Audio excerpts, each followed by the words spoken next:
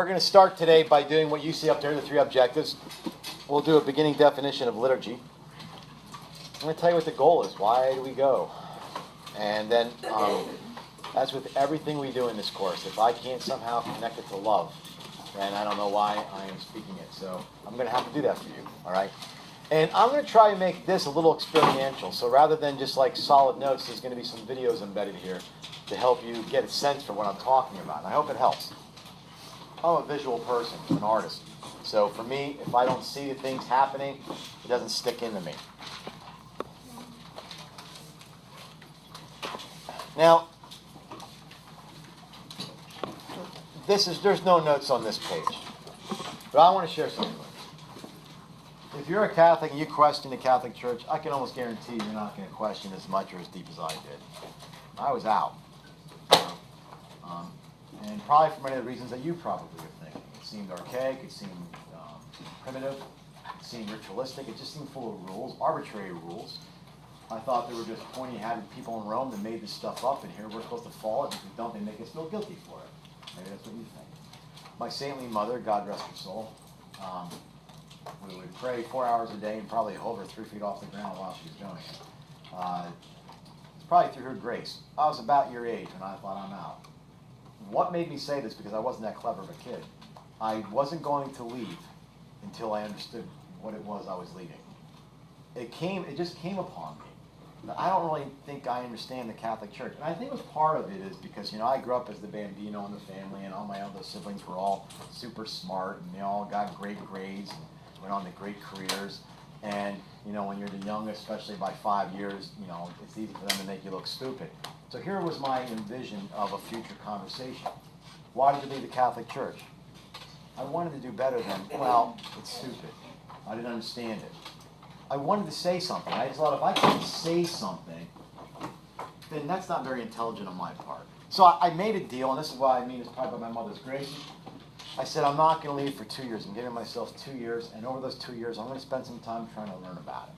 So that way, when I go, I can say, it's this, and it's this. And it's not just me whining. Well, in those 2 years, what I learned turned me right around. It really did. And it changed the way I looked at things.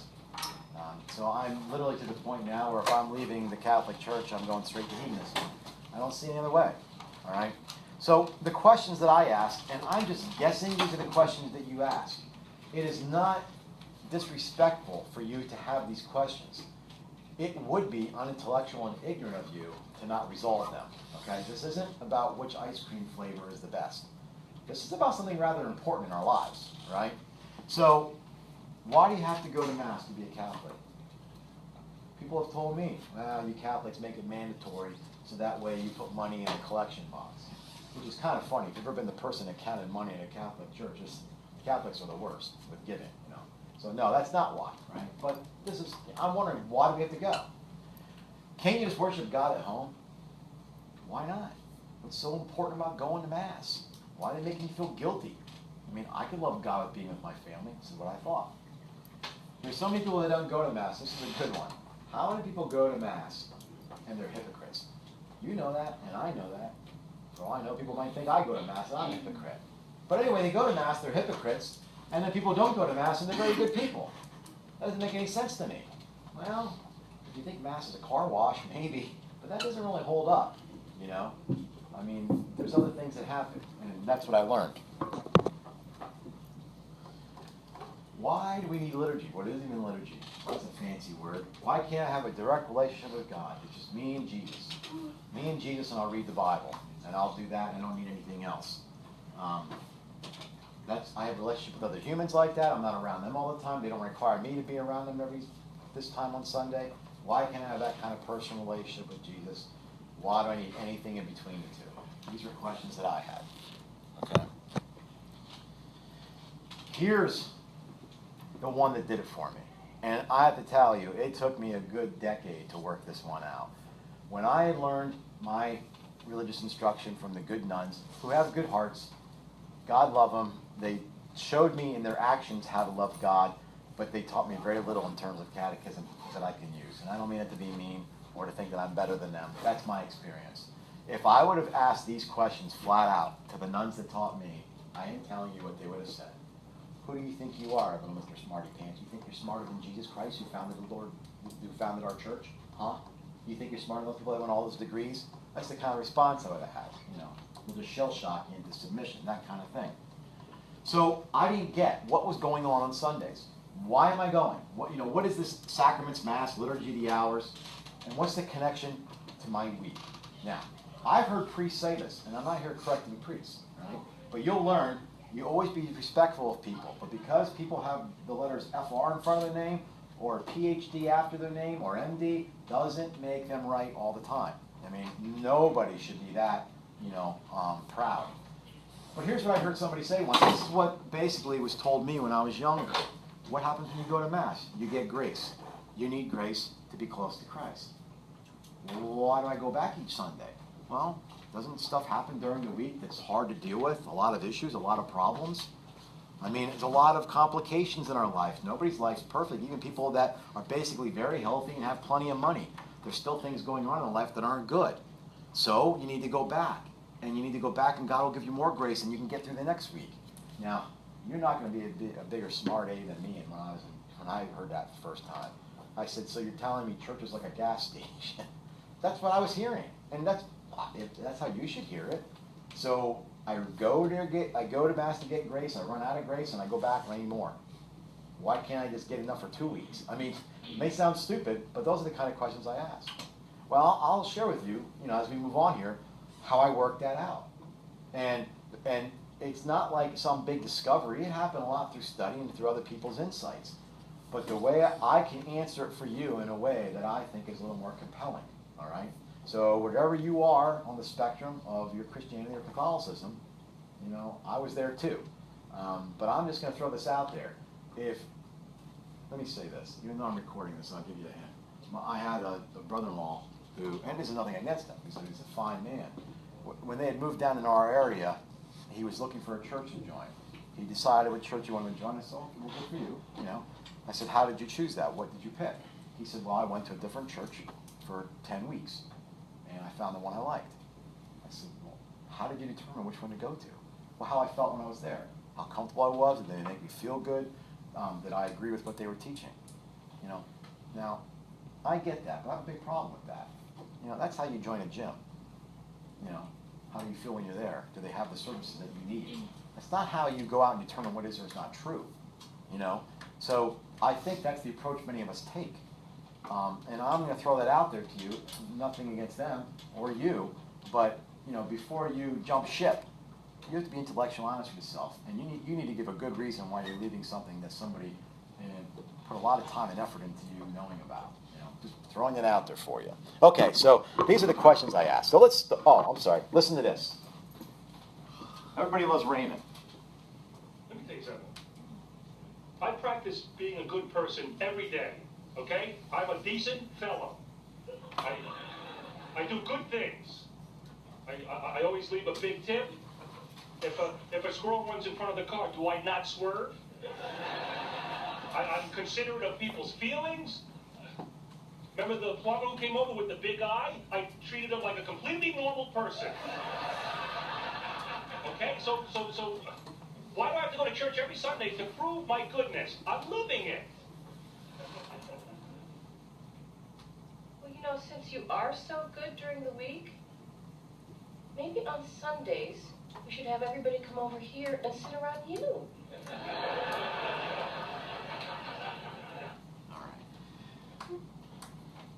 I've never met anybody who said they were a bad person. So we are of the mind that as long as we're good people, that's all is required. And that's all God wants us. God wants us to enjoy the life He gave us, right? He wants us to enjoy the life He gave. All these things we put out there, you'll find none of that in Scripture. But we like it, right? We like it. So anyway, let's start. Liturgy. Now, if you're an Eastern Catholic or you happen to be an Orthodox, the word liturgy is not unfamiliar to you.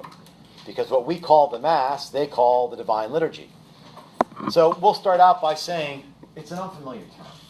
I understand that. Rarely will you hear, and it's unfortunate, rarely will you hear in the Roman Catholic Church that we're going to celebrate a liturgy this afternoon. You'll hear we have Mass. You'll hear things like, what time does Mass start? Are you going to liturgy? I mean, you're going to Mass. So maybe we ought to like reframe how we say things, and maybe it'll affect how we understand those. The etymology. The etymology is not a definition. Now I'm saying that, but ironically in this case they're the same. An etymology is the root of the word. A definition is the meaning of the word. So on an open note quiz, which you should be ready for next week, if I ask you for an etymology, you give me the etymology, not a definition. If I ask you for the definition, you give me the definition, not the etymology. That being said, in this case, it's the same thing, all right? It comes from this last ergon, liturgia. It literally means work of the people. It means work of the people. Now, we will spend the entire semester working out the meaning of this definition and what we can add to it. It is that engrossing. So before midterms, I will probably start saying something to you. I think you're starting to get it now. I think you're starting to see how you should define this, okay? And there's a reason for that. If I were to say to you, define a piece of paper, you could probably do it fairly easy. It would be descriptive. If I say to you, can you define for me equality, justice? How about beauty? Do you like things that are beautiful? Yes? Then what is beauty? We have more difficulty with those things. No, they're more sublime. What happens when people really fall in love? They stop using words, right?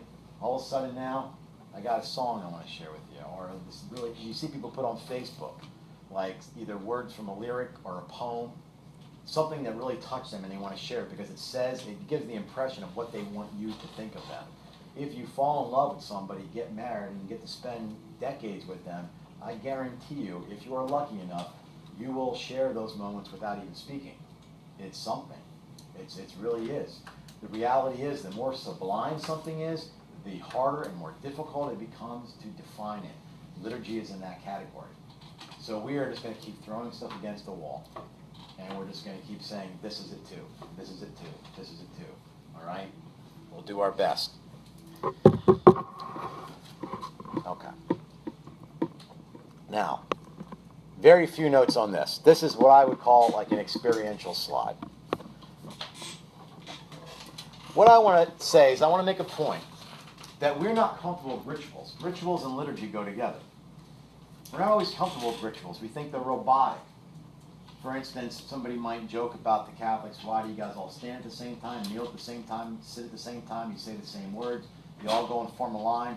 It just, from the outside, it looks robotic and a little bit mindless, all right? Well, I think that's because of the modern worldview, because of individualism and other things that are going on that I already shared with you. We don't tend to see the value in a ritual, right? What we do is we evaluate everything in terms of our own experience. Now, you know that you do this at a Mass, because you would come out of Mass and you are probably thinking, I didn't get anything out of that. I didn't really enjoy it. Everything's from your perspective. As a matter of fact, let me just say this up front. If you didn't get anything out of it, good. Maybe you're finally getting it, because it literally had nothing to do with you. And I'll explain what I mean by that, right? They have to be taken in context. But we're not used to that. We're used to being entertained. We would prefer even church services that simply will subjectively make us feel good, right? So let's think in terms of patriotism. Here's Lee Greenwood, all right? Has a lot of popular songs. Let's just take a moment and listen to this.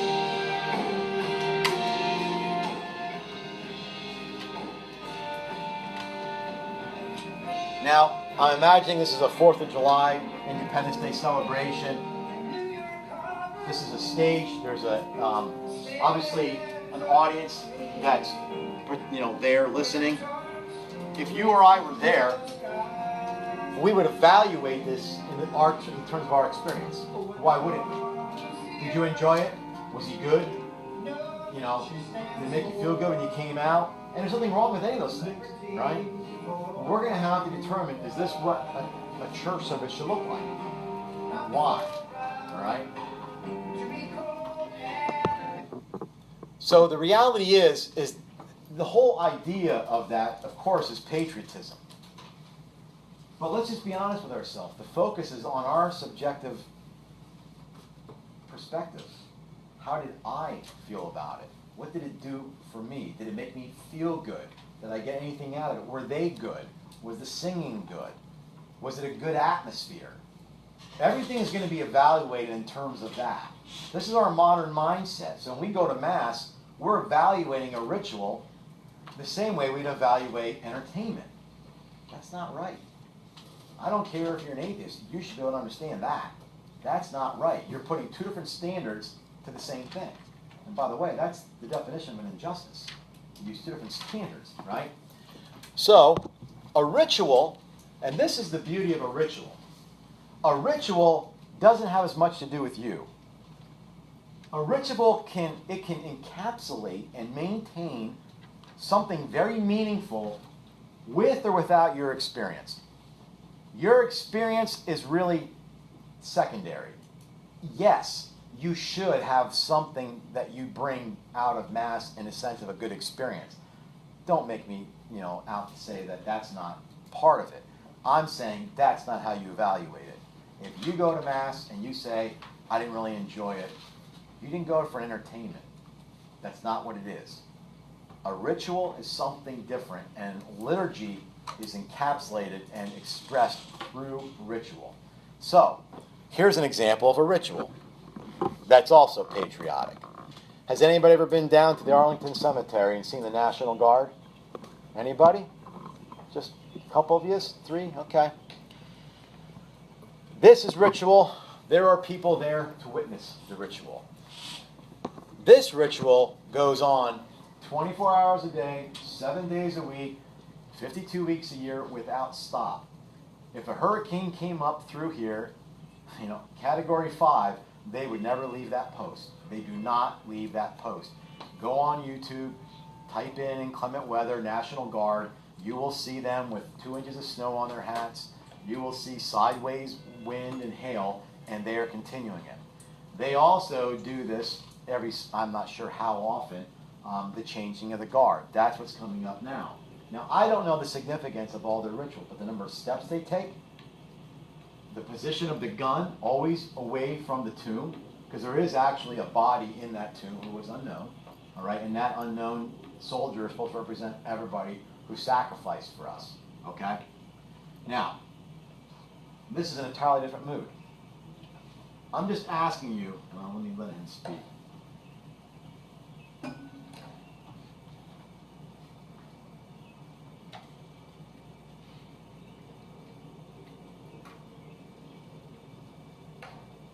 Ladies and gentlemen, may I have your attention, please? I am Sergeant Davenport of the 3rd Infantry Regiment, United States Army. Guard of Honor, Tomb of the Unknown Soldier. This ceremony that you are about to witness is the changing of the guard. In keeping with the dignity of this ceremony, it is requested that everyone remain silent and standing. Thank you. Okay, so could you imagine going there and seeing this, and as you left, you said, I didn't get anything out of that? Somebody would be like, what are you, like a jerk? This is about people who died for us. It's not about your feelings on what was going on. Do you see? That's how you evaluate a ritual. You don't evaluate a ritual by how much entertainment quality it offered you, all right? Now, I'm not going to let this play, but this goes on for a while. If you were there, you might find it boring. So what? Again, it's not really about you, okay? These guards, by the way, to the best of my knowledge, I might be wrong, once you sign up for this, even after you're no longer doing this, for life, no alcohol, no tobacco. For the rest of your life. This is a lifelong commitment.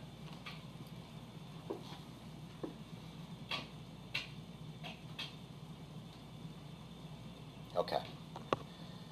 So the reality is, that theme, just like the Lee Greenwood. Wouldn't you consider a birthday a ritual? Well, yeah, very informal. But yeah, a birthday would be a ritual. For us, Italians, Christmas Eve is the big ritual. There's probably a lot that we can come up with. But you say that a ritual's supposed to be not about yourself and about everyone else around you, but Yeah. your birthday's supposed to be your day. Okay, so about you. well, it's not about your experience, all right? So here's a term that you guys, do you know what the word equivocal means? It's when you use the same word in different ways. Like I can say I love you and I love my dog and love my wife. Nobody here is going to think I love everybody on the same plane, right? But I'm using the same word. So when I say it's not about you, in other words, the focus is not about your experience, all right? Okay, now, in the modern world, I don't know about you. I mean, maybe you guys have birthday parties every year. I don't know. But the birthday really is a celebration of the life that you brought that you're into the world. In that sense, it's not just quite about you. When you go to a wedding is very ritualistic, right? And of course, it's about the couple. I had to give a toast once spontaneously at a wedding. They asked me, "Would you come up and give a toast?" My toast is that this represents the commitment everybody here made. I got married. It has value to me. I see this happening, and what do I see? I see somebody else that is continuing the value that I placed in my own marriage. It's almost like, yes, this is worth it, and it goes on. It's never just about those people. I mean, egotistical people who want their cake and give me all my presents, nobody likes those kids. You know what I mean?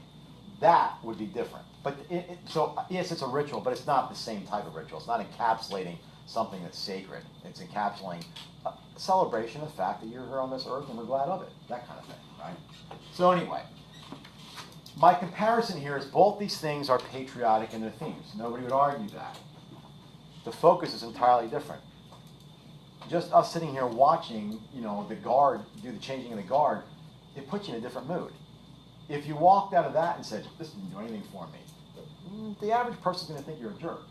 If the first one says, "Well, this didn't do anything for me," they're probably just going to think, "Well, you didn't enjoy yourself." So we have to watch how we evaluate. Let me say something else here. Does anybody know what happens during any moment that the guard is on that out, and they're always out, if anybody in the audience gets disruptive? Do you know what happens? No, they don't shoot them. Now listen. Shh. It is requested that everyone maintains a level of silence and respect. Now he breaks out of the ritual because the ritual has been disturbed. So he's off the carpet. He literally will go to the end of the carpet, get back into the ritual again. There's a solemnity about that. People get a little upset when we want silence during Mass. Like, why? Get yourself in the mood, right? If you went there with your friends and you guys started giggling, laughing, or making noise, I'm guaranteed you're going to feel like an idiot. And even if it happens, like when I say accidentally, like I saw, you go on YouTube and type in, National Guard, Arlington Cemetery, disruption. You'll see hundreds of these things, right? One guy was at the ropes, these like velvet divider ropes, and looks like his water bottle or something fell. He went under the rope to get it, and this guy flips out. "You will stay behind." I mean, you would have crapped yourself if you were there. Now they have park police. These guys are not the ones that would enforce something. If you can't see, but there's park police all around that would be on you in a heartbeat. But and there was one where on the last one where you saw the tomb. While this was going on, somebody was walking up a little close. He got off. "You will not step on the tomb." So why is that? So that's a different tone. So why do we have silence before Mass? What's so special that's going on? Put yourself in a different mode. This is a ritual. This is not something that's time to converse and everything. All I'm trying to say is that as we move on here, you need to use a different method of evaluation. That's my major point. If you get that, you got it. Okay? Okay, now, here's something else. If you ask somebody, "Why do you go to Mass?" you really should be able to say. You want to know why there's not more Catholics in the world? Well, I'll raise my hand. Anybody else want to join? Why do you Catholics go to Mass? Because we have to. My mom makes me. It's a sin if we don't. Boy, there's good answers. None of them are true. Well, I should say none of them are true. None of them are the compelling reasons, all right? We go there to glorify God and sanctify man. And you know that. You just don't know that you know that. And I'll show you what I mean by that. First of all, why does God need our glory? Is he some egomaniac up in the sky? Anybody here a Monty Python fan? Okay. You know, you're so large, so incredibly huge, we're all so impressed down here. Is that our relationship with God? He's just so big and immense that we better cower when he asks us to. The reality is God does not need our glory. He's perfectly sufficient within himself. This is not like fairies. You don't need to clap so they exist. You don't need to believe in magic so that it works. All right? If the entire world tomorrow said we no longer believe in God, nothing changes with him. Nothing. All right? There's nothing. It's called, the big boy term is called immutable. He is unchangeable. So let me give you something before I move on here so you get it. In heaven, there is no time. That's kind of weird to think about. How can there be no time? How can something always be now?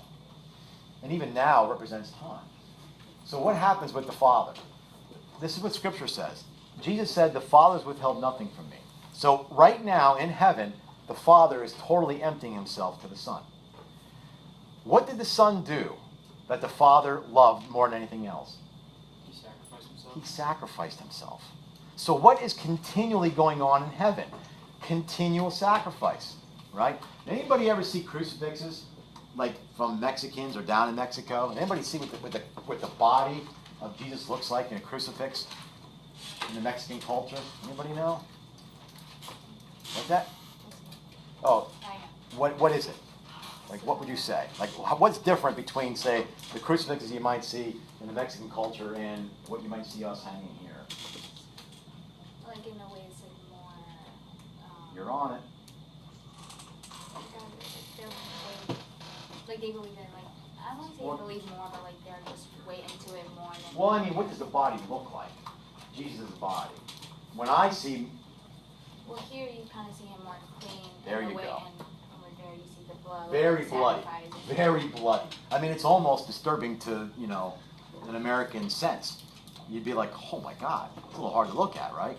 People have said, my friends who are what I call low liturgical Protestants say, why do you guys keep Jesus on the cross? He rose from the dead. He's not on that cross anymore. Well, you know what? No offense, but in Revelation it says when Christ returns, he will look like a lamb that was slain. So he's going to look a lot more like that than he is as the resurrected one. Although he is resurrected, we understand that. So here's my point. Let me get back to my point. So you have the Father giving himself to the Son who is in continual sacrifice. He is continually returning. And then you have the Holy Spirit communicating this love back and forth. That's liturgy. All we're going to do is enter into that, and I'll show you that later. That happens irregardless of us. And yes, irregardless is a word. It's just an irregular word. All right? What does it mean to sanctify something? What does that mean? To make holy. Yeah, to make holy. So if we're going to say that we glorify God, first of all, he doesn't need it. He's complete. But what other response would we have? And also, this makes us holy. Now, if you can accept those two things, how do we connect it to love? Now, you don't need to write down the Bible quote underneath here. But the guy went up to Jesus and said, Teacher, which of the commandments is the greatest? Now, oftentimes in Scripture, interpretation is hard. Let me know if this is a tough one to interpret. You shall love the Lord your God with all your heart, with all your soul, and with all your mind. That is the great and first commandment. The second is like it. You shall love your neighbor as yourself. With these two commandments, all of the law and the prophets are fulfilled. The liturgy fulfills loving God, which is glorifying God. By the way, that's how you glorify God, to love him. And if you think it's just basically saying it, try that with your boyfriend or your girlfriend. Don't do a thing for them. Don't talk to them. Don't be nice to them. And tell them, you know I love you. I told you, didn't I? It doesn't work that way with God either. You're in the same type of relationship. And how do we then love our neighbor? Sanctification. Do you know that when you don't go to Mass, you harm me? We're all connected here. My sins harm you. We like to think that everything happens in a closet, but it doesn't work like that. So now I ask you, if I were to simply say to you, do you think it's a sin to miss Mass? You would say, well, the church says that, but I don't really think that. Okay. Do you think it's a sin to not love God and not love your neighbor? You would say yes. Yes. You would say yes. Now all I have to say to you is, but by loving God and loving neighbor, you're glorifying God and sanctifying each other. So that's the sin. It's not attending.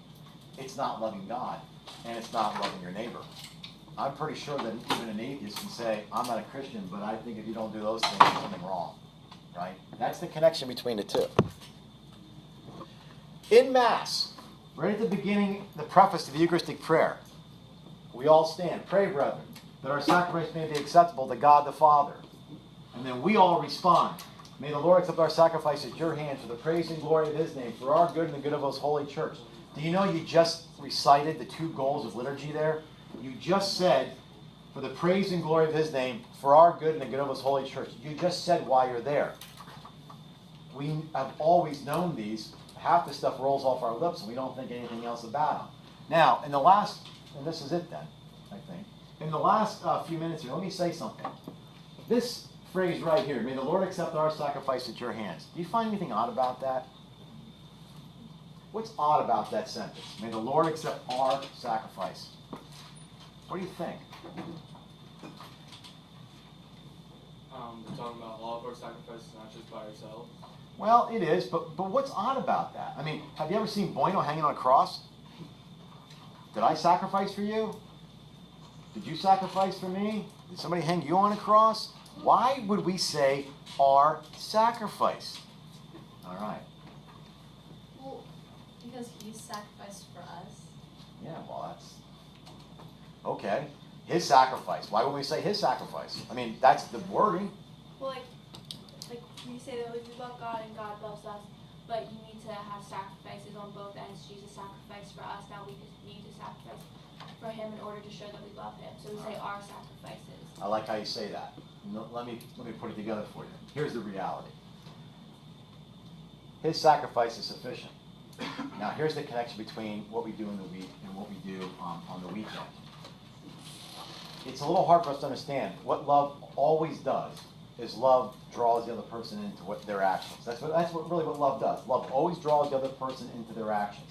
Somebody might think, yeah, but did Jesus really need us? I mean, wasn't his sacrifice enough? Well, let's put it this way. When you were young, did your parents ever ask you to help them make cookies or something like that? Did you ever just tell them, you don't need me to do it, you can do it yourself? They know that. Did you really help? You probably made more of a mess than help. I mean, let's just face it, right? I see how my granddaughters are. The place looks like it got destroyed. It looks like some, flower bunny blew up. They make more work than help. But that's what love does. Love always brings it in. So Christ says, I need you to be part of my sacrifice. So how does that work out with us in the week? My saintly mother, God rest her soul, always told me when I was a kid, give it up to God. I don't even know what that meant. I have to tell you, I don't even know what that meant. I would ask her, what does it mean to give it up to God? The sacrifices in your life, give it to God. I don't know what that meant. When I was in football, and the football team I played for was ranked nationally, right? So it was a very good team. I was so into it. I remember asking my youth minister, how do I connect my faith with football? Well, when you're out there in the field, whatever you do it for Jesus. Okay. Now, if this sounds silly to you, I'd love to hear an alternative. So what, I hit a guy really hard, he fumbles, that's for you, Lord? I don't know. I had no idea. That's what I thought, though. I'm going to share with you. That is what I thought. I need to be a good player out here, and then God will see what I've done. And I'll make the sign of the cross, and we're good. Okay?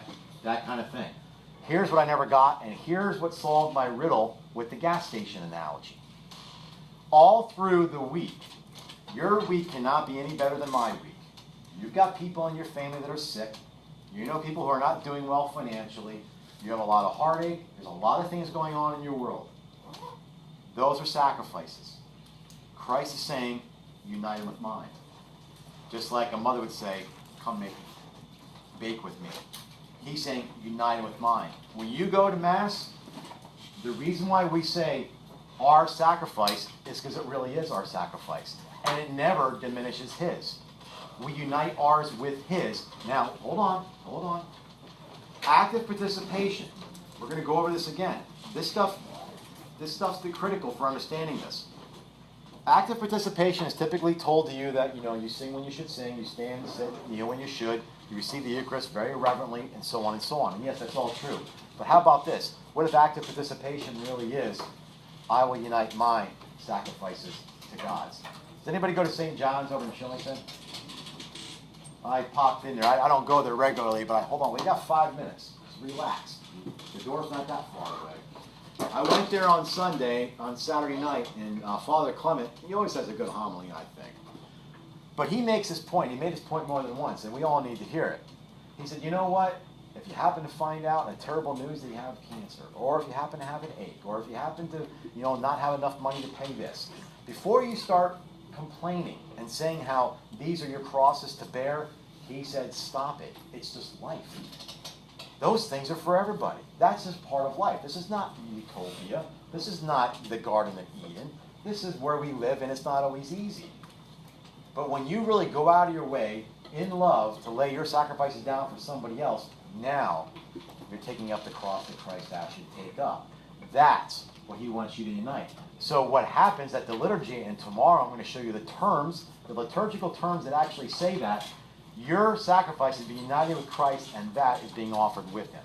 And by not going to Mass has little to do with you not following rules. It has more to do with not loving God and not loving neighbor. All right? You will need to know that and be able to reiterate it. So, any questions?